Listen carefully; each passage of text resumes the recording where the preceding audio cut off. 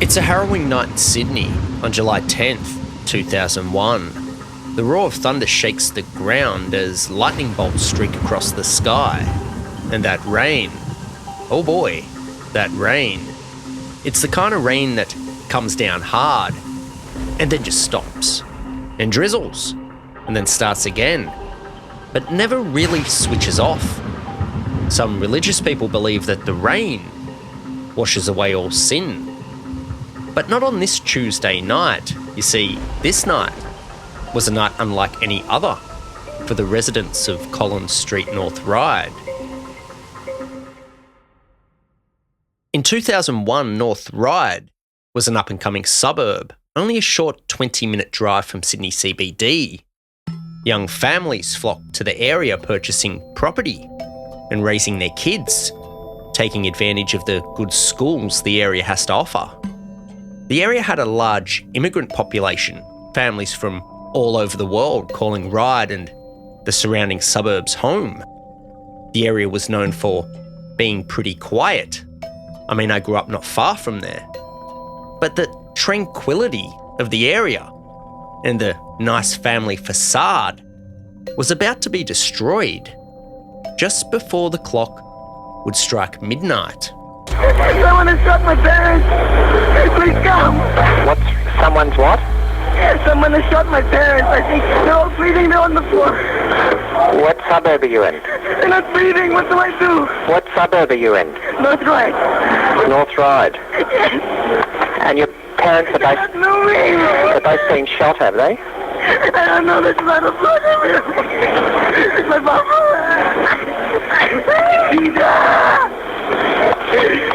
Just hold on. Yeah, we will. We're sending the ambulance now.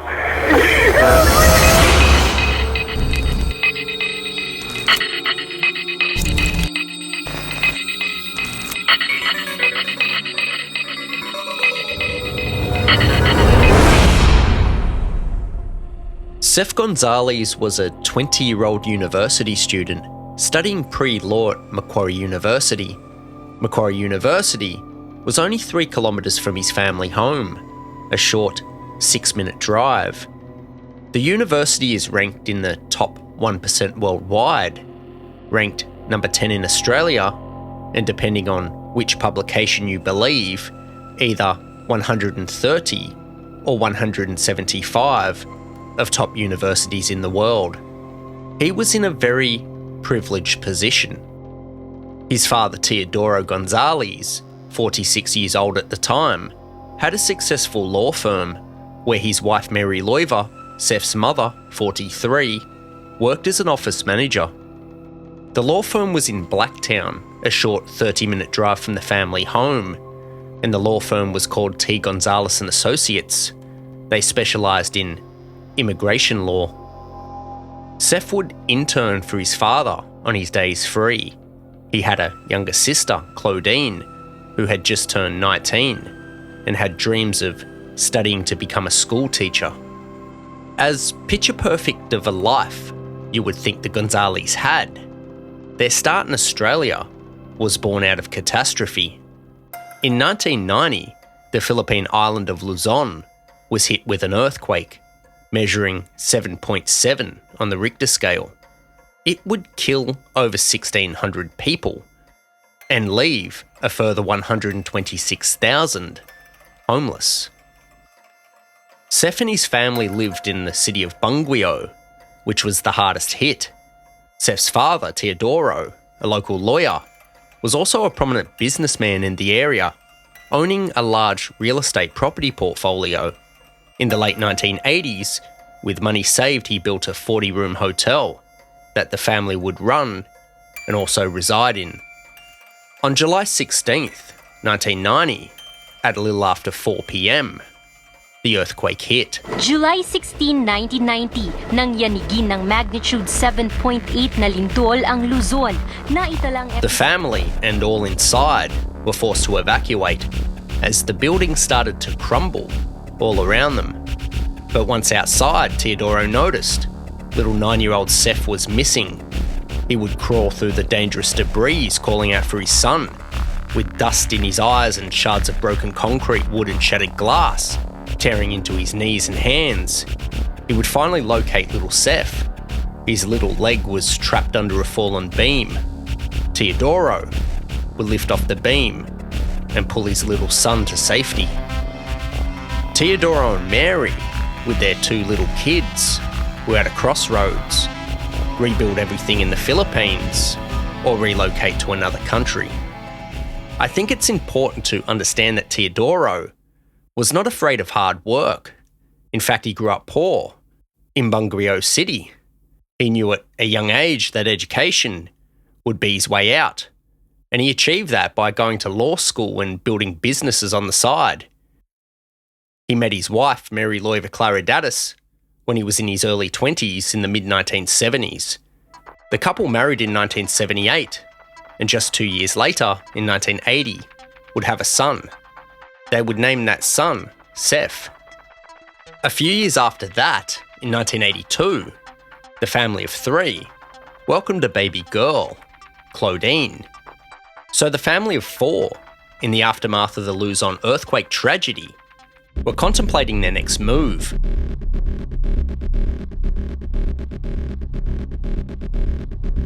Mary had a sister, Emily Luna, who had moved to Sydney, Australia in the years prior, with many family discussions and, as hard of a move it would be, leaving the only place they have ever known, the couple decided a change of scenery would be best. After all, if they had to rebuild, they may as well rebuild in a country with a great education system for their kids and ample opportunity. Upon arriving, Teodoro would get down to work, re-qualifying as a lawyer and opening his own practice. In 1999, the couple would buy a block of land for $322,000 at number 6 Collins Street, North Ryde. They would build a large 4-bedroom, 2-storey home and move into it just 1 year later.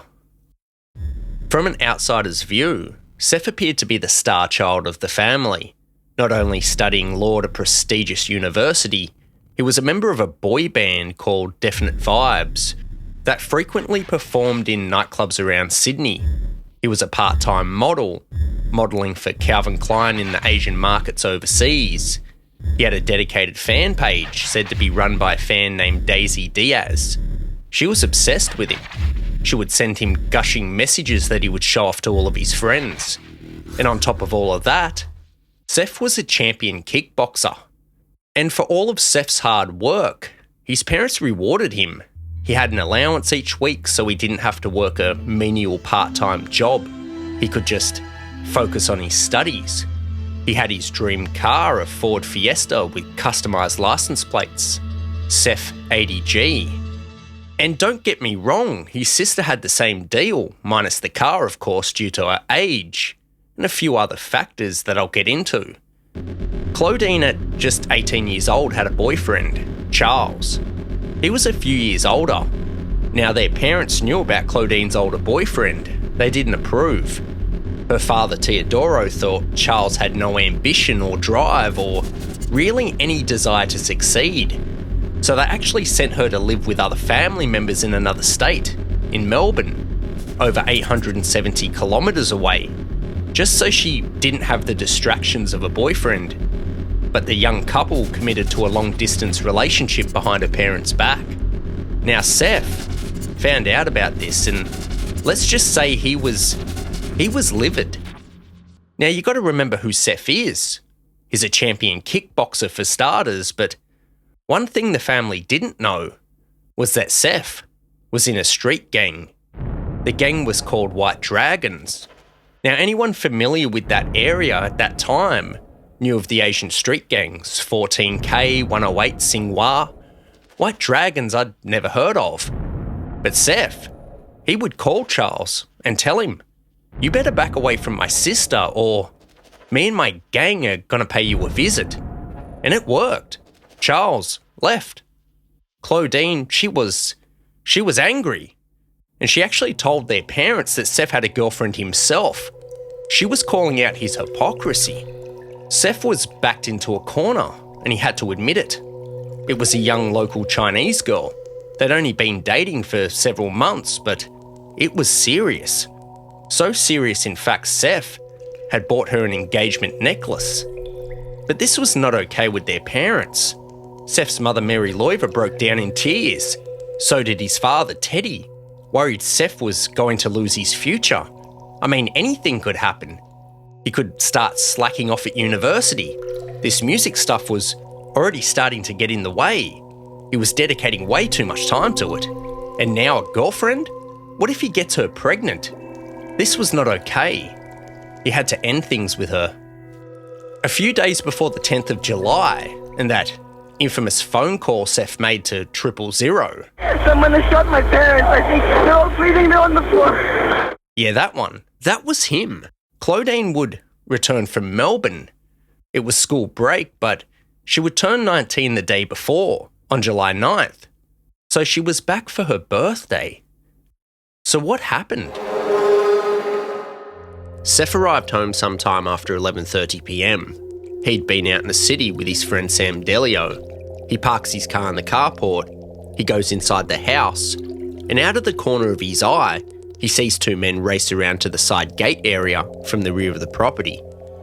Seth takes off down the stairs inside the house and into the garage area. He opens up the garage door and chases them down the street. But they are too quick. He can't catch them. They are gone. So he goes back to the house, and once he gets inside, he sees his father lying there in the hallway, covered in blood. His briefcase contents were scattered everywhere around him. Seth checks for signs of life, but there are none. He looks into the lounge room, and there was his mother lying there. She's gone too. He races upstairs to check on his sister, and it is a horrific scene. She's curled up in the fetal position under a red jacket. There was blood smears all over the wall. She was dead. He calls 000, Australia's emergency services number. Help is on the way. From there, he races across the street to his neighbour's house, John Atamian. He's frantic, he's yelling, he's crying, he's pleading with John to come and help save his family. They've been shot, he says. But John, he's shocked. It's almost midnight on a Tuesday. John was probably in bed, resting up for work the next day, and waking up to his neighbour from across the street banging and yelling on his door about a horrific crime inside his house. John was understandably hesitant. John's next door neighbour, Shane Hanley, hears the commotion and comes outside. Again, Seth is pleading with them to help save his family. They've been shot. They're all dead. But to the two men, Seth isn't making any sense. Shane says to him, "I didn't hear any gunshots." And Seth tells them, "I saw two men run off down the street, but I couldn't catch them." Shane looks down the street and doesn't see anything. It's just a dark suburban street. John decides that he's going to call an ambulance. And as he goes back into his house, Shane is left there trying to calm down Seth. He's trying to make sense of what Seth is actually saying. The pair gradually make it to the front of Seth's house, and Shane manages to sit him down on the sidewalk. Then out of nowhere, Seth yells, "I know CPR," and takes off running back into the house. Shane follows him, and what he sees horrifies him. And it's something that a person will never forget.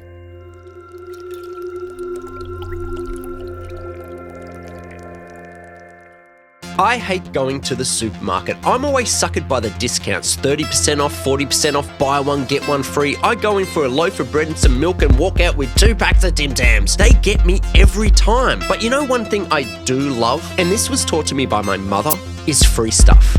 I mean, absolutely free. Not buy one, get one free, just free. And with that in mind, I finessed YouTube. I told them straight, my subscribe button at the bottom right-hand corner will be and remain absolutely free for the entirety of this video. So to cash in on this amazing one-time offer, hit that subscribe button, and better still, comment what number subscriber you are. Let's show YouTube who's boss, us people. Now, let's get back to the story. As Shane follows Seth into the darkened house, he's confronted by the body of his neighbour Teodoro Gonzales. Seth is kneeling over his father's body, yelling, "Papa, Papa, Papa," repeatedly shaking him. Shane can see that he's already gone. Shane grabs Seth in an attempt to pull him back outside the house, but he breaks free of his grip and takes off running around a corner, yelling, "Mummy, Mummy, Mummy." Shane follows him and sees the lifeless body of Mary Loiva Gonzales. There's groceries strewn all around the lounge room. Seth is kneeling over her body, shaking her hysterically, crying out, "Mummy," over and over again. Shane, at this point, he knows they need to get the hell out of there. Again, he grabs for Seth, telling him, "We need to get out of here. There's nothing that can be done." Seth again breaks free and runs back to his father again, "Papa, Papa, Papa." But this time, Shane is successful at dragging him back outside the house. John Atamian's there. He's called an ambulance, and Shane leaves Seth with John and decides to call 000 himself. What he's just seen, they're going to need the police. So Shane goes back inside his house and stays on the line with the emergency operator until he hears the police pull up in his street outside. Once the police get there, they secure the scene. They don't know if the intruders are still inside the house. A senior sergeant with the local area command escorts a senior paramedic, Jeff Gilchrist, inside the eerily darkened house. Upon seeing Teodoro's body, he draws his gun and takes up a protective position as Jeff checks for a pulse. Teodoro is dead. They slowly move into the living area, only illuminated by the officer's flashlight. There, they come across the body of Mary Loiva, and straight away the police officer's torch shines on her cut throat. The slash had severed all of her major arteries. He knows she's dead. In fact, she was dead before her throat had even been cut, and he knew this due to the lack of blood around the wound. The pair head upstairs to the bedroom of Seth's sister, Clodine. She's gone too. There's a massive arc of blood on the wall leading down to her body, where it appeared she'd bounced off the wall and slid down it to a final resting position. The police sergeant and senior paramedic know nothing can be done, so they head back outside the house. This is a job for homicide. As officers secure the scene outside, Detective Senior Constable Mick Sheehy of the homicide squad turns up. His first port of call is Seth. This is a young man who has just found 3 members of his immediate family brutally murdered. As he would later say in interviews, he didn't actually go inside the crime scene in those early stages. His main concern was attending to and notifying the victim's wider family. While he's attending to Seth, the police dog squad arrive. They start canvassing the surrounding area, in particular where Seth had said he chased off 2 intruders, but they find nothing. Inside the crime scene, homicide detective Mick Ashwood started taking notes of the scene. As he's meticulously walking around the house, going room to room, he couldn't help but notice how clean it was. With the exception of the blood and 3 dead people, of course, the house was spotless. Nothing seemed out of place. Seth's bedroom closet door was suspiciously opened, and inside looked like a department store shelving unit. Everything folded neat and tidy. In the lounge room where Mary Loiva's body was, the groceries strewn all around her and the contents from a handbag tipped out just seemed staged, as did the paperwork in Teodoro's briefcase, which was haphazardly lying around his body. It just looked like an afterthought for them to be placed there. To the detectives, the whole scene was unusual for a mass killing of this nature. The more he looked, the motive, a potential reason, just didn't make sense. It was going to be a tough investigation. You had a wealthy immigrant family butchered in their own home. So the police set up a special unit called Task Force Tarwas to help with the investigation. Tarwas investigators started interviewing the neighbours. They said the street was dead quiet, except for the thunder and rain. They heard nothing, which in itself was suspicious because the Gonzales had 5 small dogs. The dogs frequently barked, but on this night, investigators found them locked in a rear room, quiet. On the ground was a broken fly screen which covered the kitchen window, which was wide open. The gaping slice on the fly screen appeared to be done after it was removed.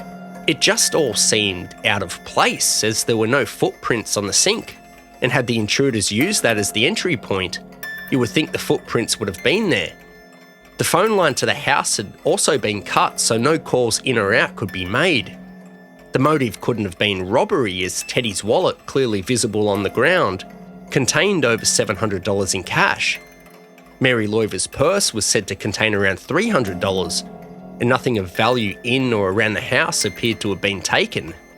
There were no signs of a murder weapon, and at this stage the police knew that a bladed instrument was used to violently stab the victims. Inside the kitchen, 2 knives had been removed from the knife block. Upstairs in Clodine's room appeared to be indentations in the wall of a baseball bat-like object. Further autopsy reports would prove that she was struck in the head no less than 6 times. Downstairs on the wall in big blue spray paint was written "F off Asians," with KKK scribed underneath it.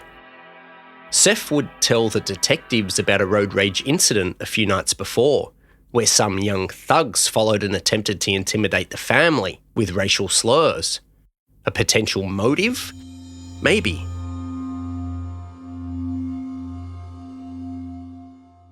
Police would confirm that the missing knives from the knife block were used in the murders.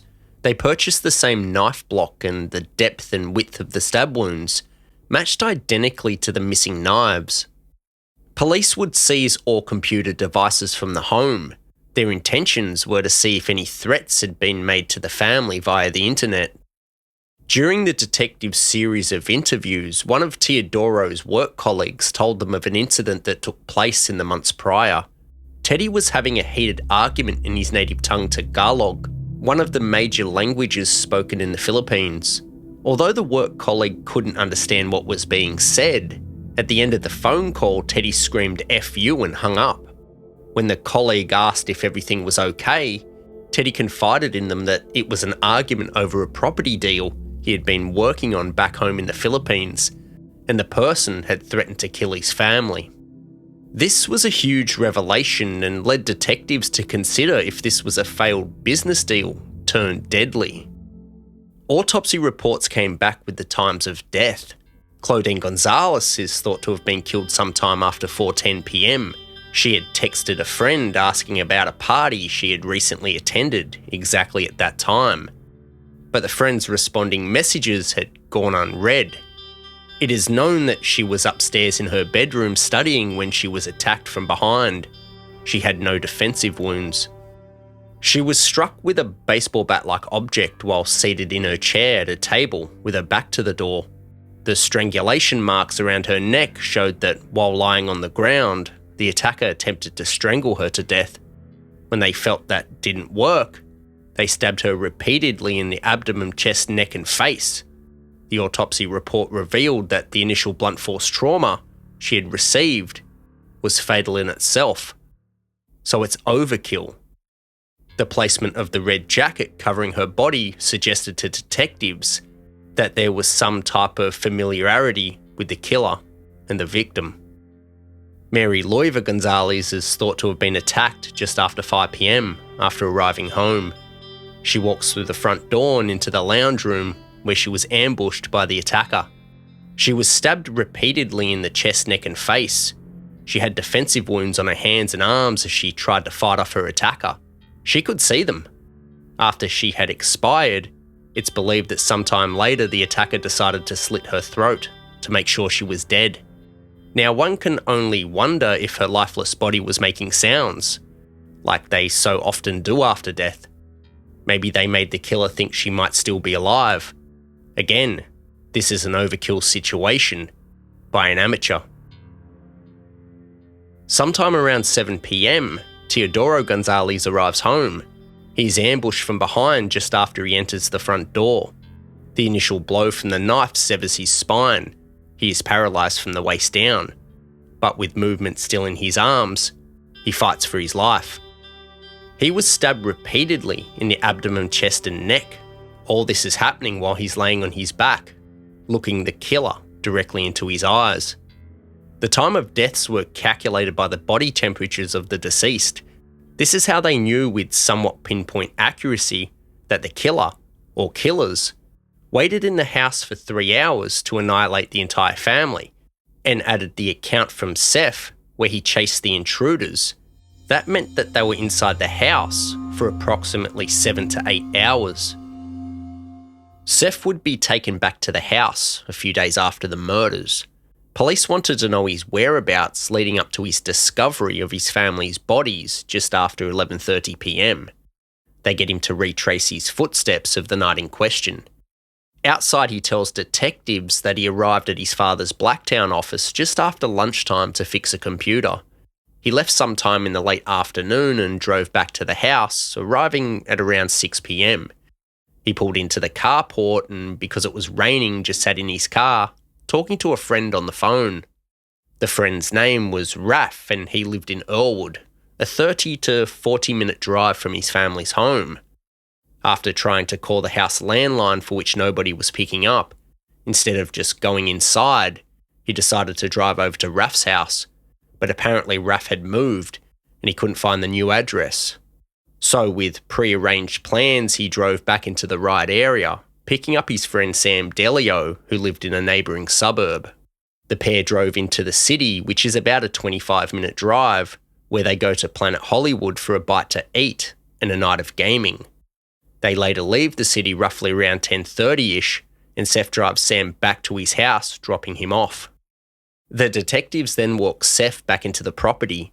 He retraces his footsteps of finding his father and then his mother dead inside the house. He then takes the detectives upstairs to his sister Clodine's room, where he talks about finding her. Now, Seth's statements to the police are what they call inconsistent, because what he says to them simply is untrue. He says upon finding his sister, blood was gushing from her neck. He said he thought he could save her and perform CPR on the spot. But investigators knew at this point she had been dead for over 7 hours. And as one detective later stated, blood doesn't gush when you are already dead.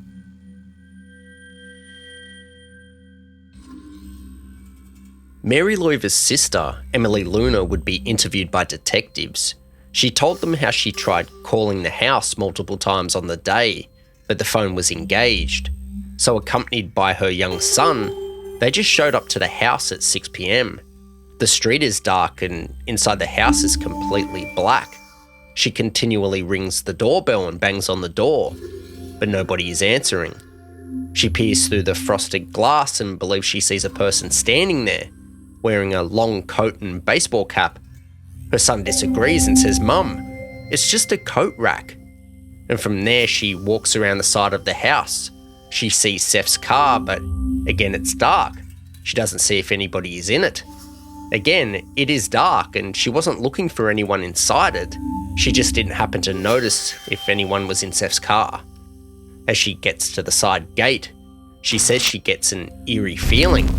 She's stopped in her tracks.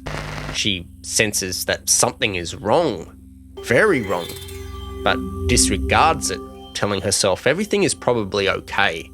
They're just not home. I'm being silly. I'll try again tomorrow. Shaking off the spooky feeling, she gets in a car and goes. Police would interview Sam Delio. He would tell them that Seth appeared to be his normal self. He was laughing and joking with friends, playing games. Nothing appeared to be out of the ordinary. Except, well, at dinner he ordered a burger and chips and barely touched it. A friend of his sister kept calling him, asking why Clodine hadn't gotten back to her. She said she tried the house landline, but it was engaged. Seth simply told her maybe she was using the internet, because back in those days, landline internet meant you couldn't use the house phone. But after that conversation, Seth tried repeatedly calling the house himself, to no avail. With all the evidence collected and interviews done, police are trying to work out a motive. Was it racially motivated? Attacked by some neo-fascists? Was it a business deal gone wrong? Robbery wasn't it? Nothing had been taken. And the level of overkill?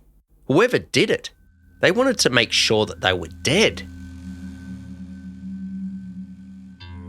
Seth would take to the media and make a passionate plea for any information that could lead to the arrest of the people who murdered his family. He offers a $100,000 reward. At the Gonzales family funeral, some believe Seth acted out of sorts. He broke out in song during his eulogy, singing a Boyz II Men Mariah Carey number, "One Sweet Day." but other attendees thought it was his way of farewelling his family. After all, he wasn't definite vibes. He was doing his musician thing, I guess. But from this point on, things took a bizarre turn. Seth had moved to Chatswood into a luxury apartment. Now, on the surface, could you blame him for not wanting to stay in a house that his family were slain in? But there were other things. Just 3 days after the family murders, police would find out that Seth had visited the family lawyer asking about his inheritance, roughly give or take $3 million. This includes family assets like overseas properties. He went to a local Lexus dealership and put a $5,000 deposit on a $175,000 Lexus sports car. He told them he was coming into some money. He would get personalised number plates paying homage to his deceased family members. But here's the thing. Seth wanted to buy the car outright, so he lied to his family members back in the Philippines. He told them that he had cancer and needed $193,000 for treatment. He had even gone as far as to forge paperwork supporting his claims, but they didn't fall for it. The family inquired with other family members in Australia like Emily Luna and the police, and found out that Seth, well, he was lying. Seth would also be assaulted in his Chatswood apartment. By the time the police arrived, the assailants were long gone, but they left him a message. He was told that the hitmen were only paid enough money for the 3 murders, and that was the only reason he was spared. He even had an email from the killers to back this up.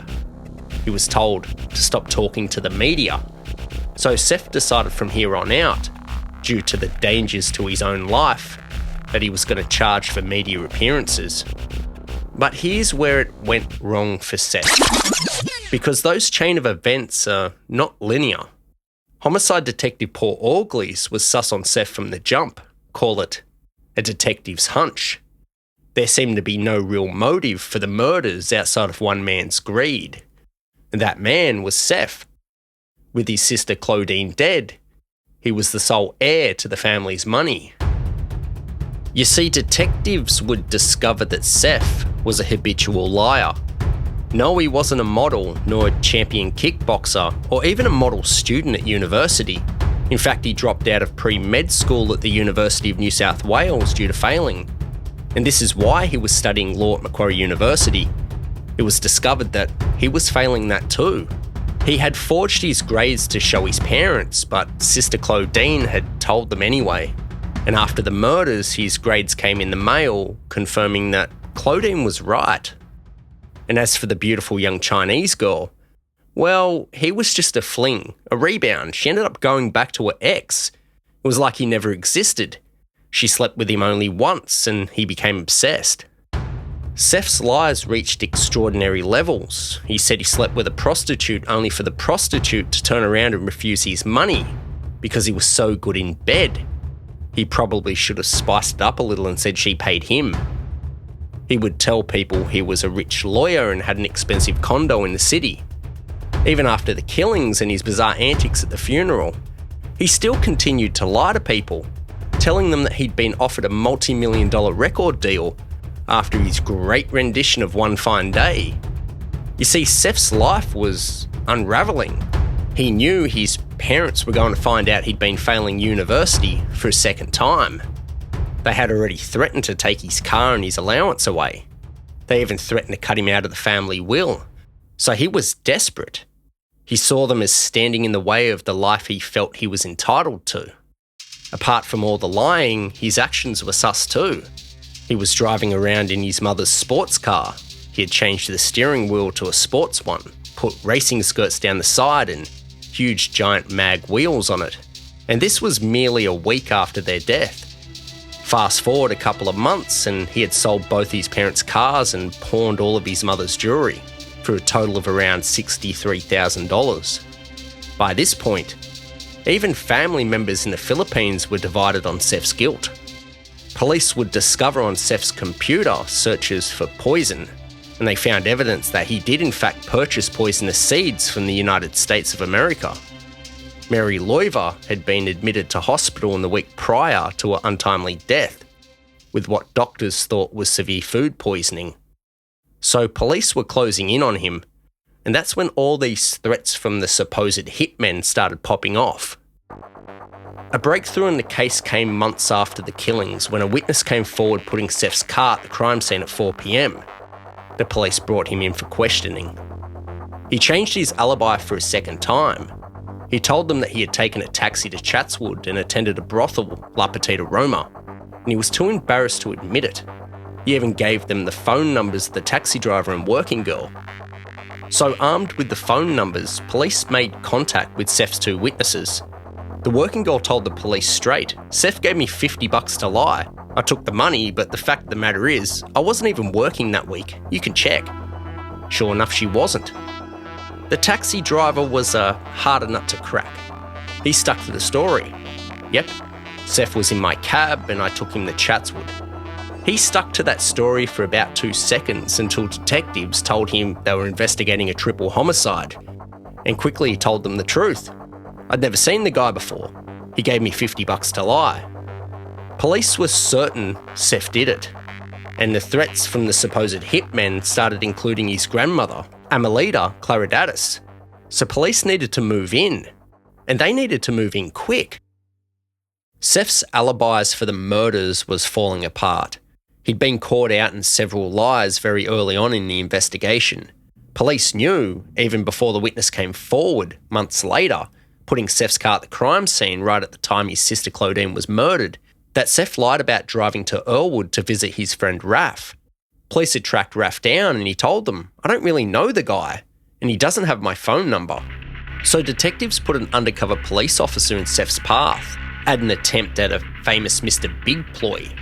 The officer would strike up a conversation with Seth and tell him how he just got out of jail and how he's into heaps of bad stuff, in an attempt to get Seth to incriminate himself. And Seth takes the bait. Well, kind of, and talks about how he's in a street gang and police are trying to pin his family's murders on him. As it turned out, Seth was not in a street gang. That was a lie too. The officer says, "Hey, I know a lifer. He ain't ever getting out. You give me some details and I'll get him to say he was the one that killed your family." So Seth starts telling him details about the murders only the killer would have known. Now, at some point later on, Seth decided it wasn't a good idea to go ahead with this, and he was just going to take his chances with the cops. So armed with this new evidence, police are certain what had happened. Seth had been trying to kill his family for some time, and on the day in question, he had a heated argument with his parents at their law firm. He arrived home at 4 p.m, furious, mostly at his sister because she told their parents he'd been failing university again.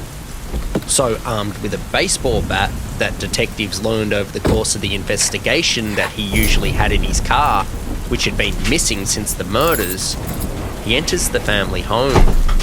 He goes into the kitchen and grabs 2 large knives from the knife block. He quietly walks up the stairs to his sister's room.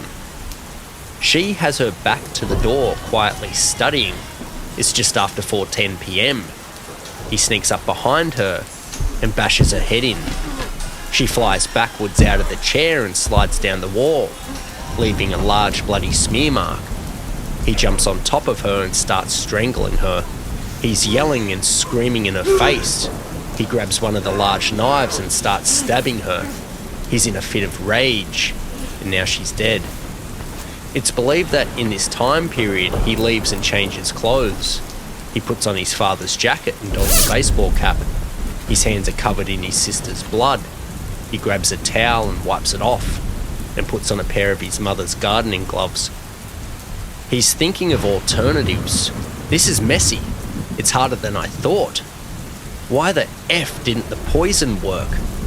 Maybe I could just dump her body and make out she ran away. But damn the blood. I'm not going to be able to clean all this up. He walks in and out of her room. He can't believe he actually went through with it. He grabs a red jacket and covers her body. He can't stand to look at her bloody face. He then waits nearly an hour for his mother to arrive home at 5 p.m. The house is dark and he's in the lounge room, laying in wait. She calls out, "I'm home," and he responds, "I'm in here." As she walks into the lounge room, he ambushes her and stabs her to death. Due to her defensive wounds, she knew it was him. After he made light work of her, he starts thinking of how he can stage the scene. So he grabs the grocery bags and starts spreading them around the area. He empties out her purse and goes around to the side of the house and cuts the phone line. Now it's just time for Dad to arrive. But an hour later, at 6 p.m, his auntie shows up. The bright lights shine through the window and he ducks out of the way. Moments later, she's ringing the doorbell. He's hoping she will go away. He stands perfectly still, hoping they can't see him in the darkened house. He hears her. "I think I can see someone standing there." His heart skips a beat. Then he hears her son, his nephew, say, "Mum, it's just a coat rack with a hat on it." She second guesses, but decides it's probably just a coat rack.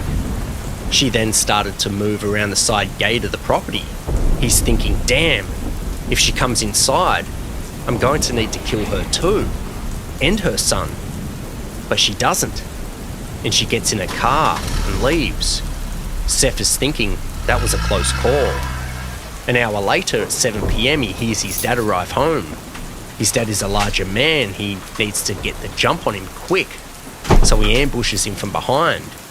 As the life is draining out of his father, Teddy, he's asking why. "Why, son? Are you doing this to me?" And then he's gone. With the 3 members of his family dead and the close call with the auntie, Emily Luna, he bags up all the bloody clothing and the shoes and the towel and throws the baseball bat and knives in there. He heads upstairs and grabs a change of clothes, leaving the wardrobe door open. Still thinking he can stage the scene, he remembers he has blue spray paint in his car. So he grabs it and tags the wall with anti-Asian hate speech. And for dramatic effect, and to make sure police buy into it, he makes it clear it's by members of the KKK. He knows once he leaves the house, when he returns, he needs to put on a show. Just before he leaves, he remembers, "Oh damn, how'd they get in? I know, I'll pull off the fly screen and cut it, and leave the kitchen window wide open. Detectives will put the pieces together." Nobody is exactly sure where he disposed of the evidence. It's pure speculation he bagged it, but it makes sense. Police canvassed the entire area looking through the garbage bins, and sniffer dogs searched the park. My theory is he took the bag with him into the city and disposed of it later on. Maybe after he dropped off Sam Delio, he took a trip to Gladesville Bridge, weighed it down with rocks and dropped it in. But nobody really knows. Sef Gonzales would be arrested on the 13th of June 2002, nearly a whole year after killing his entire family. His murder trial wouldn't take place for almost 2 years, in April and May of 2004. It would be during this trial that prosecutor Mark Tedeschi QC would bring forth all the police evidence against him. It was discovered via fingerprints that he was the culprit of another crime being investigated by the Australian Federal Police. You see, when he attempted to poison his mother, he wrote an anonymous letter to a large food company telling them that he had poisoned several of their products and put them back on the shelves, reminiscent of the Tylenol murders of 1982. Maybe he was a true crime fan. In his letter, he was pretending to be a disgruntled employee. This triggered a federal investigation into potential food tampering, with products being removed from the shelves costing the company millions. That was going to be his cover for his family's deaths. They were just innocent victims of an irate employee who felt he was underpaid and underappreciated. The irony. By this time, they knew exactly where the seeds ended up. He had thrown them in the backyard, disposing of the evidence, but seeds in soil grow, and that's what happened. 18 months later, there was a poisonous plant in the backyard of number 6 Collins Street, North Ryde. The threatening letter from the hitman was discovered to have been generated on Seth's computer. In fact, he had made 3 attempts at it. Eventually, he was happy with one. Evidence would be brought forth of bloody shoe prints matching Seth's size 7 shoebox in his cupboard, but the shoes were never found. It would also be presented to the jury that Seth had a well-known family secret. He was a bedwetter, something his sister Clodine frequently talked about to other family members, and something his mother desperately wanted him to talk to a therapist about, but he refused.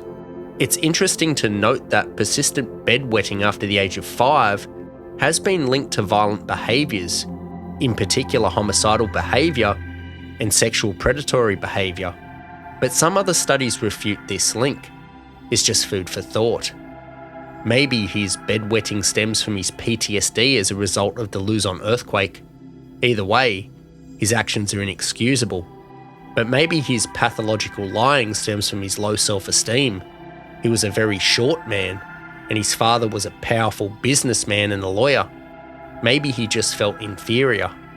Maybe he's a psychopath. Maybe he's a narcissist. I don't think any of us will really ever know. But one thing for sure is, he was desperate to be anything but himself.